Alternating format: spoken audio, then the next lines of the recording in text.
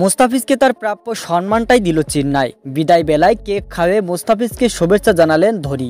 মুহূর্তে ভাইরাল, বিস্তারিত জানুন পুরো ভিডিওতে। গতকালকের ম্যাচে পাঞ্জাবের বিপক্ষে যে বোলিং পারফরমেন্স করেছে তাতে মন জয় করেছে কোটি ক্রিকেট প্রেমীদের মাঝে। কোনো উইকেট না পেলেও নিয়ন্ত্রিত বোলিংয়ের জাদু ছড়িয়েছেন পুরো মাঠে। তবে এদিন অন্য বোলারদের বাজে পারফরমেন্সের কারণে ম্যাচটি হেরে যায় চেন্নাই। সেখানে মুস্তাফিজ 4 ওভার বল করে একটা মেডেন সহ 22 রান খরচ করেন তিনি। আর এই ম্যাচটি এবারে আইপিএলের শেষ ম্যাচ ছিল ফিজের জন্য।